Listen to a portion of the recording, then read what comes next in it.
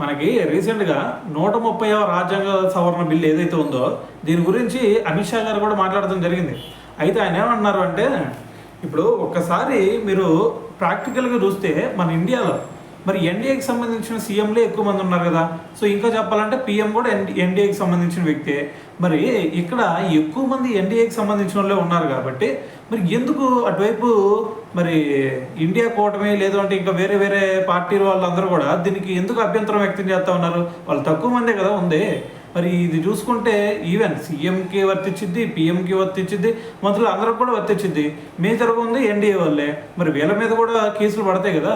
మరి వీళ్ళు కూడా లోపలికి వెళ్ళిపోతారు కదా. మరి వీళ్ళు వ్యతిరేకించినప్పుడు వాళ్ళు ఎందుకు వ్యతిరేకిస్తున్నారు? మరి ఒకవేళ మీకు భయం ఉండొచ్చు, ఏదైనా సరే తప్పుడు కేసులో పెట్టి లోపల పంపిస్తారేమో అని చెప్పి. ఒకవేళ తప్పుడు కేసులో పెట్టారనుకోండి, మనకి సుప్రీంకోర్టు, హైకోర్టు ఇవన్నీ కూడా ఉన్నాయి కదా. తప్పుడు కేసులు పెడితే వాళ్ళు చూస్తూ ఉంటారా? ఆటోమేటిక్గా మీకు బెయిల్ ఇచ్చి వెనక్కి పంపిస్తారు కదా.